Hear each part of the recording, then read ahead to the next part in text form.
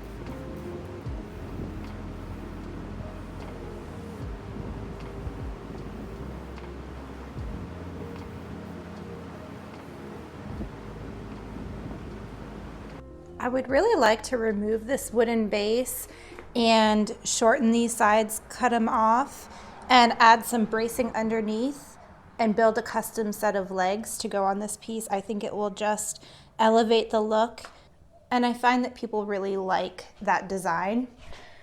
So at looking at the construction, every single dresser is a little different, but this has a hardboard right here, and it's using this solid wood as support. So what I would have to do is cut it where I want it to be and put a new piece of wood, solid wood here as a support, which is not an issue whatsoever. This looks like it just screws off pretty easily. There are a couple support blocks with screws that looks like it just unscrews. And lastly, I will unscrew this and flip it over as a support. I will put it on the inside so that it still has that support and rigidity, but it will be on the inside of the cavity of the dresser.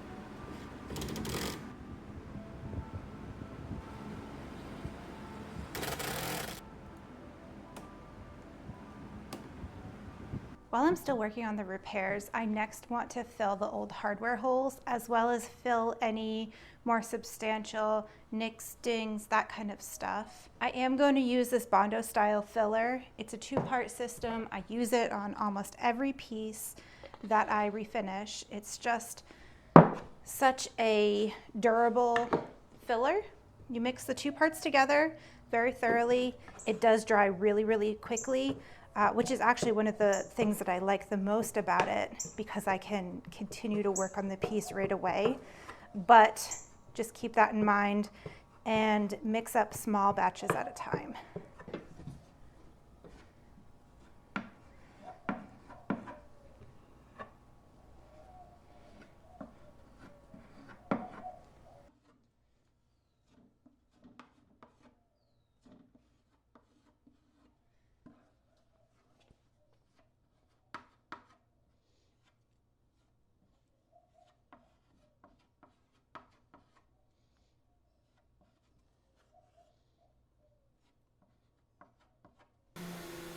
After giving that Bondo sufficient time to cure, I am going to go in with a 120 grit sandpaper, and I will sand all of those surfaces smooth, sanding all of the Bondo so that it's completely flat to the surface while still having those holes filled.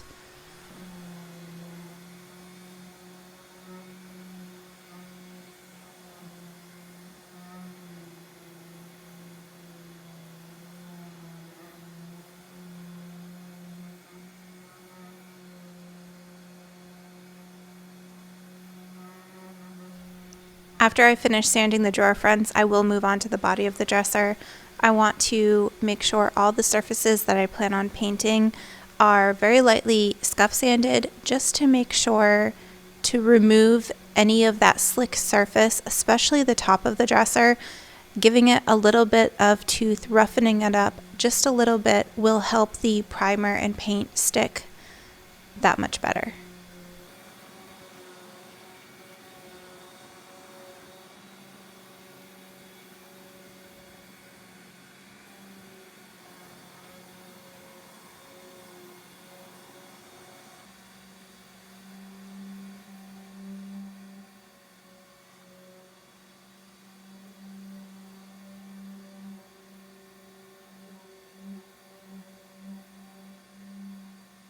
So stick with me. This might sound a little bit crazy, but I picked up this exterior trim. It's made with PVC. It's very lightweight, very paintable. I can cut it up easily. So I'm gonna flip it over and I'm gonna use the back side. On the front side is a faux wood grain print, and on the back side, there are grooves in it, and I like the grooves. I scoured the store, and this was actually one of the more cost-effective methods. I was looking at dowels, I was looking at trim boards, just a myriad of different options. And I think this is gonna create a really neat look. I am going to have to add a trim board on the top and on the bottom. This is 5 3/4 inch wide, and my drawer fronts are 7.5 inches. But once it's all painted, you're not going to be able, it's not going to stand out or look funny at all.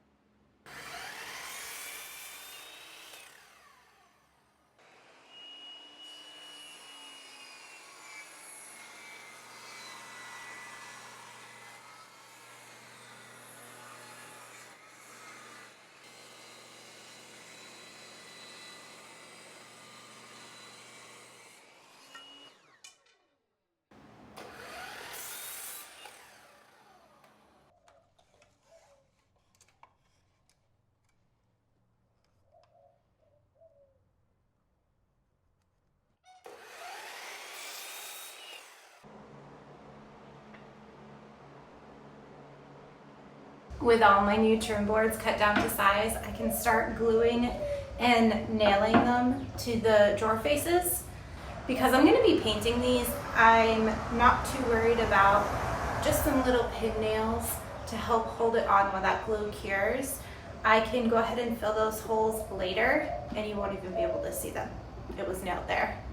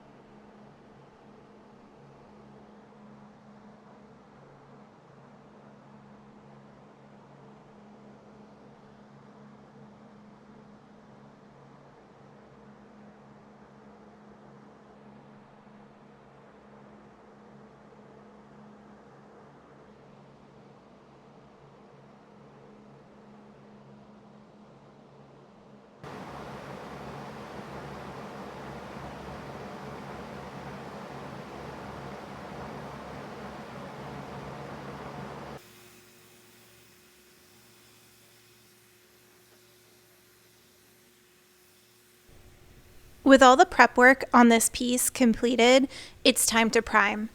I'm choosing to use a bin shellac primer. It is tinted white, so it will provide a good base for my paint to go over top. But more importantly, it is a very versatile primer. It blocks tannins, and what with the trim pieces being wood on the side, I want to make sure to block any tannins. It has great adhesion properties, and that's going to be great for the laminate top that's on the top of the dresser, as well as those fluted details on the drawer front. After straining this into my sprayer, I will go ahead and spray on 2 full coverage coats, sanding with a 220 grit sandpaper in between. This is a pretty stinky primer, and it does require either denatured alcohol or ammonia to clean up, so just keep that in mind if you do use something like this.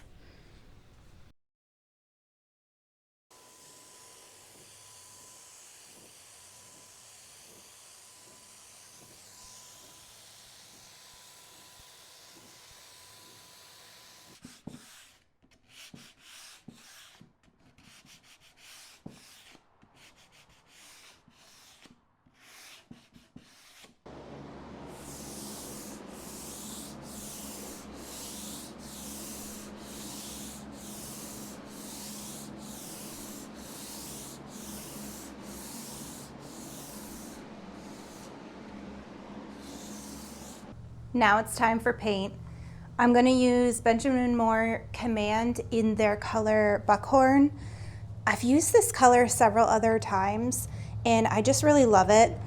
I feel like these darker, moodier mushroom colors are kind of one of the new neutrals that I'm seeing a lot. I like the slightly darker tone. It's a really stunning color, and it pairs really nicely with different wood tones as well as the different shades of brass hardware. I will water it down just ever so slightly, just so that it sprays a little bit smoother through my spray gun. It's not a bad consistency now, but I just find that I get a smoother outcome if I have a slightly runnier product.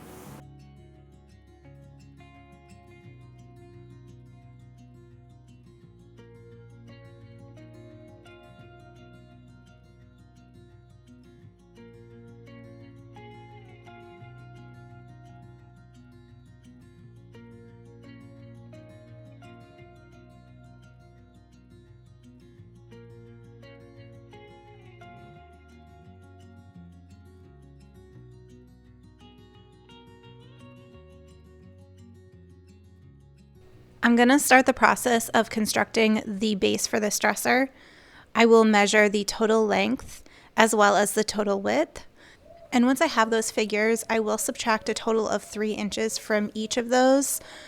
This will account for the legs, which are each 1.5 inches wide. With that measurement, I will take the lumber out to my miter saw and I will cut each board to the measurement that I need.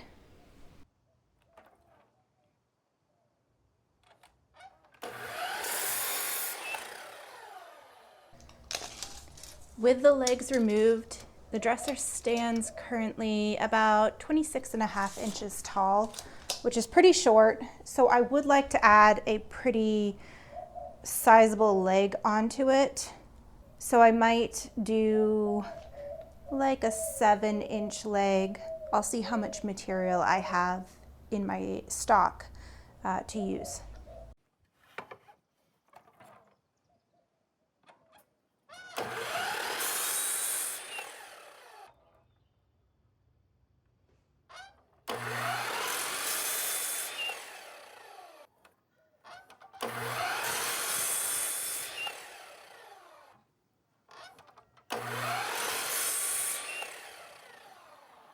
I'm going to be using pocket holes to assemble this base together. I will put 2 holes in either end, as well as several holes down the length of the boards to affix it to the piece itself, and I will do that with all 4 pieces. I've already done it with 2 over there.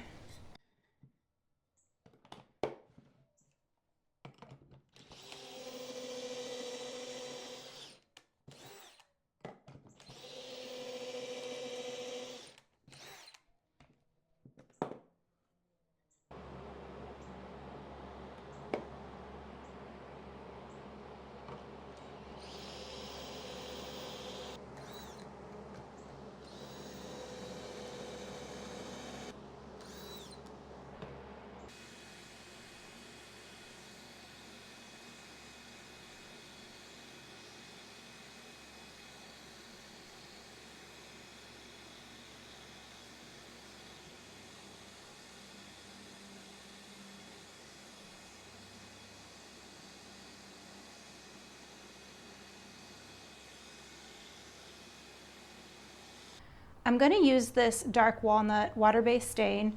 I'll apply it with a brush, going in the same direction as the wood grain, and then wipe it back as quickly as I can, again going in the same direction as the wood grain. I'm going to change up the steps a little differently than I normally do. Usually I will assemble the base all together and then I will stain it. However, I like to use water-based stains a lot of times for the bases, and they dry really, really quickly. And so I have a hard time applying it in this hot heat that I live in and having enough time to wipe it back before it fully cures.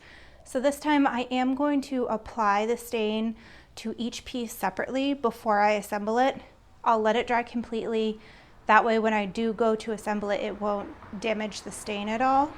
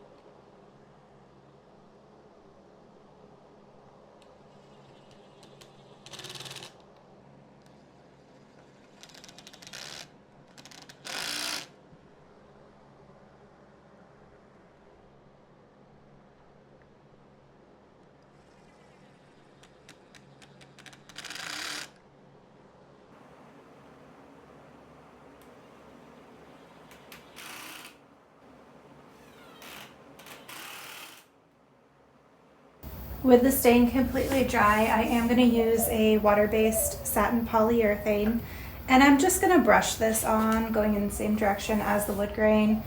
I usually like to spray this product, but stained pieces can be pretty forgiving when it comes to brush strokes.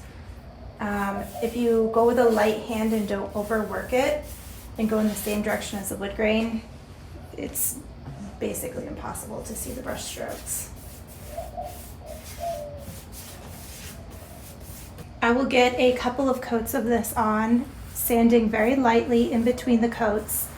I want to make sure to sand with a light hand and a high grit of sandpaper so that I don't go through the top coat and take any of this stain off.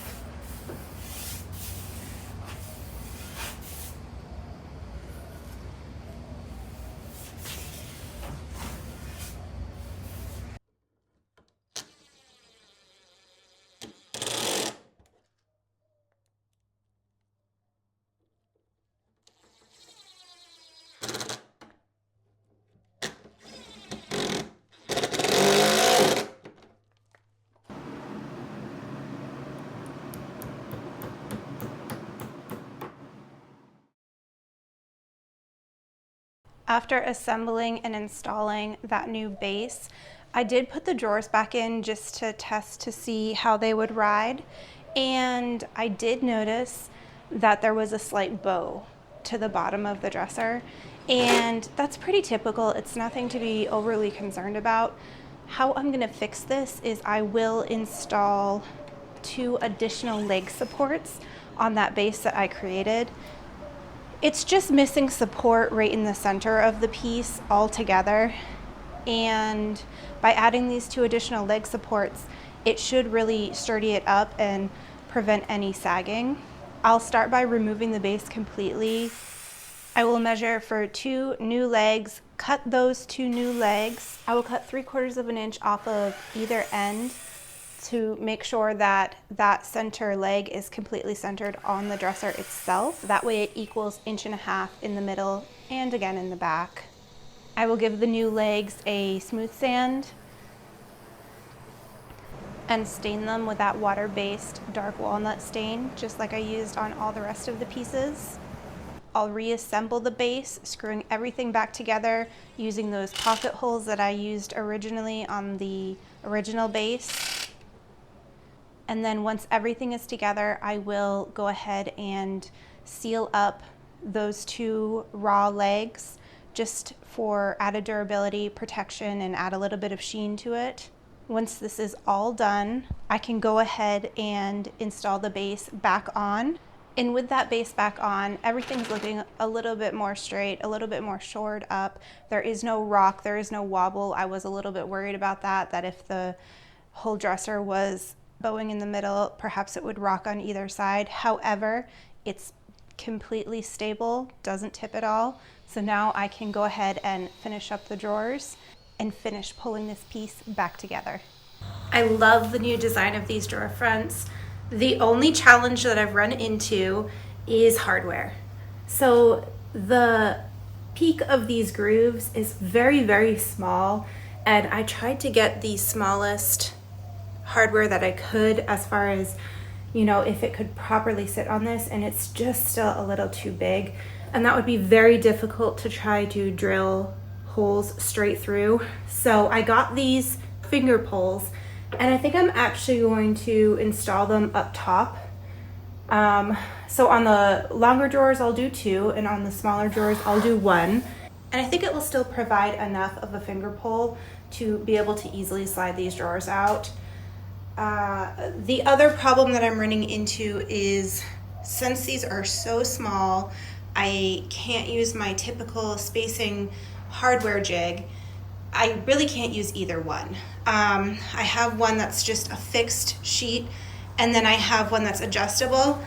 But because I'm installing it so close to the top of this, neither one of those will work. So I'm gonna have to do it the old-fashioned way, break out some masking tape, tape it off, and then hand mark out where each one of these holes needs to go.